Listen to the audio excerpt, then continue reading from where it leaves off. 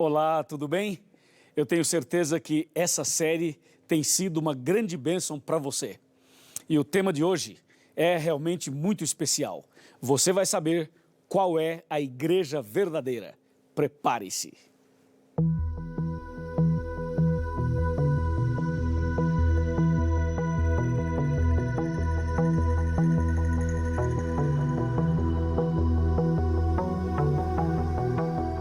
Falsidade. Ela existe em diferentes lugares e situações ao redor do planeta. Mas, independente de qual seja o objeto falsificado, o intuito é sempre o mesmo: enganar. Fazer alguém acreditar que o falso é verdadeiro. Fazer a mentira se passar por verdade.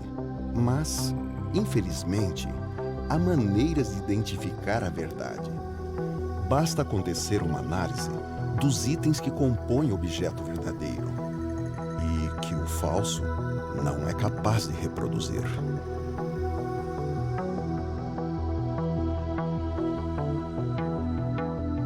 A minha Bíblia já está aqui, a sua também já está aí, caneta, papel, direitinho.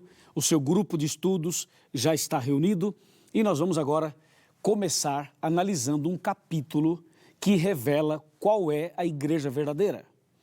Veja o que diz Apocalipse 12, verso 1, que diz assim: Viu-se grande sinal no céu, a saber, uma mulher vestida do sol, com a lua debaixo dos pés e uma coroa de 12 estrelas na cabeça. Bem, é importante que você entenda que no livro do Apocalipse, todas as vezes que aparecer a palavra mulher, mulher significa igreja. E essa definição e essa explicação que eu estou dando, eu tirei de Efésios capítulo 5, versos 23 a 31. A Bíblia deixa bem claro que mulher em profecia significa igreja ou movimento religioso. E nesse caso, o Apocalipse 12 fala de uma mulher vestida do sol. Essa mulher do 12 é um símbolo da igreja verdadeira. Ao passo que, no capítulo 17 do mesmo Apocalipse, fala de uma grande prostituta. E essa prostituta do capítulo 17 representa a igreja falsa. Então, na Bíblia, somente existem dois caminhos: o verdadeiro e o falso, o certo e o errado. Assim podemos afirmar que existem duas igrejas: a igreja verdadeira e a igreja falsa, a igreja de Deus e aquela que não é de Deus. Então, nós temos que analisar agora qual é a igreja verdadeira e as características dela. E outra coisa, quem seria o fundador dessa igreja? Seria algum homem? Seria alguma mulher? Quem seria o fundador da igreja? E eu já vou dizer de antemão para você que o fundador da igreja é o próprio Deus. E que Jesus é a cabeça da igreja. Ok? Bem, aqui no texto que eu li, diz que a mulher estava vestida de sol e tinha a lua debaixo dos pés, e uma coroa na cabeça, e nessa coroa 12 estrelas. O que significa tudo isso, hein? O que quer dizer tudo isso? Bem, você já sabe que mulher é a igreja. Agora, por que ela aparece vestida do sol? Sol na Bíblia representa Jesus. Jesus é o sol da justiça. Então, quando a mulher está vestida do sol, significa que a igreja estava iluminada por Jesus Cristo. E a Bíblia diz que a mulher tinha a lua debaixo dos pés. A lua reflete a luz do sol. A lua não tem luz própria, ela depende do sol. Então, nesse caso, a lua representa Jesus no Velho Testamento, que era simbolizado pelos cordeiros. Quando a Bíblia apresenta uma mulher vestida do sol, com a lua debaixo dos pés, a Bíblia está mostrando a igreja verdadeira no Velho e no Novo Testamento, ok? A mulher aparece com uma coroa na cabeça. Essa coroa representa vitória.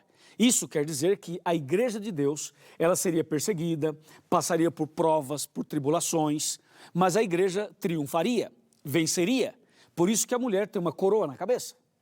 E nessa coroa haviam 12 estrelas.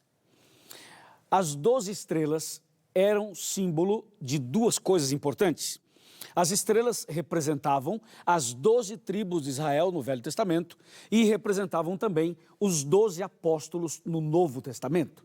porque estamos falando de uma igreja no Velho e no Novo Testamento. Então a coroa com 12 estrelas mostrando a igreja de Deus, tanto no Velho quanto no Novo, lá as 12 tribos e aqui os 12 apóstolos. E a Bíblia, ao narrar as características dessa igreja, mostra algo mais. E eu quero chamar a sua atenção para o verso 6, Apocalipse 12, verso 6. Preparado? 12, 6. Diz assim: a mulher, porém, fugiu para o deserto, onde lhe havia Deus preparado lugar, para que nele a sustentem durante 1260 dias. Lembrando que estamos lendo Apocalipse, e Apocalipse é um livro profético. E por ser um livro profético, as palavras são simbólicas na sua grande maioria. Então, nesse caso, a mulher é um símbolo da igreja. Mas, nesse caso, quando diz que a mulher fugiu para o deserto, significa que essa mulher foi perseguida. E o período da perseguição, que aparece aqui no verso 6, diz que foi 1260 dias. É bom você saber que um dia profético equivale a um ano literal, conforme está escrito em Ezequiel 4, 6 e 7 e Números 14, verso 34. Ok? Então aqui nós temos a descrição da igreja verdadeira através da simbologia apocalíptica e no verso 7 mostra que a igreja seria perseguida por 1260 anos literais ou dias proféticos. Agora, se você fizer uma análise na história, você poderia me acompanhar, por exemplo, através de um gráfico. O gráfico é o seguinte: a igreja de Deus existe desde o começo do mundo, certo? Só que antes de Cristo era o judaísmo. E depois de Cristo, o cristianismo. O cristianismo surgiu a partir da morte de Jesus na cruz. Jesus morreu no ano 31. E quando ele morreu, aí começou a contagem do cristianismo. E aí vem do cristianismo, da morte de Cristo, até a volta dele nas nuvens dos céus, a igreja cristã passaria por 7 fases. 7 fases. E são as 7 igrejas de Apocalipse. São elas: Éfeso, Esmirna, Pérgamo, Tiatira, Sardes, Filadélfia e Laodiceia. Essas 7 fases do cristianismo começaram no ano 31, como você pode ver, e terminariam, ou vão terminar, na volta de Jesus. Mas durante toda a história, desde Adão e Eva até a volta de Cristo, a igreja de Deus é a mesma. A igreja verdadeira não mudou. Os princípios são os mesmos. A igreja é a mesma. A base é a mesma. E aí você poderia me perguntar: Pastor Luiz, quer dizer que a mulher do capítulo 12 é um símbolo da igreja verdadeira? Sim, claro que é. E aí você poderia perguntar assim: mas dá para identificar hoje, em nossos dias, a igreja verdadeira? Dá para eu descobrir a igreja verdadeira no meu bairro, na minha cidade, no meu estado, no meu país? Claro que sim, sem dúvida nenhuma que dá. Por isso, eu quero ler com você Apocalipse 12, verso 17. Apocalipse 12, 17 apresenta para nós as 2 principais características da igreja verdadeira, tanto lá do Velho Testamento quanto agora, em nossos dias. Veja só, 12, 17. Irou-se o dragão contra a mulher e foi pelejar com os restantes da sua descendência, os que guardam os mandamentos de Deus e têm o testemunho de Jesus. Ouviu? Então a igreja verdadeira tem 2 características. Ela guarda os mandamentos de Deus e tem o testemunho de Jesus. Essas são as 2 principais características da igreja verdadeira. Se você quer saber se a sua igreja é verdadeira ou não, é só você aplicar esse verso 17 aos princípios que a sua igreja defende. Veja se a igreja que você frequenta guarda os 10 mandamentos que aparecem em Êxodo capítulo 20 e se a igreja que você frequenta tem o testemunho de Jesus. Se ela tiver, é a igreja verdadeira. Agora, se não tiver, é falsa. E você tem que sair dela e tem que se unir ao povo de Deus. Tá certo? É isso que diz a Bíblia. Agora, eu queria apresentar a você 5 colunas da verdade. Ou seja, são as 5 colunas que mostram que a igreja é verdadeira ou que é falsa. Tá pronto? Tá preparado? Ok. Primeira coluna da verdade, para mostrar que a igreja é ou não é verdadeira. Primeira, está em Jeremias 10, verso 10. A primeira coluna é Deus. Deus é a verdade. A segunda coluna está em João 14, 6. Quando Jesus mesmo disse: eu sou o caminho e a verdade e a vida. Jesus é a verdade. A terceira coluna está em 1 João, capítulo 5, verso 6. É o Espírito Santo. O Espírito Santo é a verdade. A quarta coluna é a própria Bíblia. Está em João 17, verso 17, que diz assim: a tua palavra é a verdade. E a quinta coluna está no Salmo 119, versículo 151, quando diz: os teus mandamentos são verdade. Você viu? São 5. Deus, Jesus, Espírito Santo, a Bíblia e os 10 mandamentos. Ok? E quando você coloca isso à luz de João 16, verso 13, aí fica mais claro ainda, porque a Bíblia diz assim: quando vier o Espírito da verdade, ele vos guiará a toda a verdade. Então a igreja verdadeira, ela passaria por várias situações desde o começo do mundo. Ela foi perseguida, muitos morreram, durante a Idade Média as coisas se complicaram, o inimigo usou a igreja romana, usou o sistema papal, usou o sistema imperial, usou tantas pessoas para pisar na verdade e para fazer calar a igreja de Deus. Mas Deus restaurou a verdade, Deus chamou o seu povo, levantou o seu povo e Deus então apresenta para nós hoje os princípios da igreja verdadeira. Ficou claro para você? Eu creio que sim.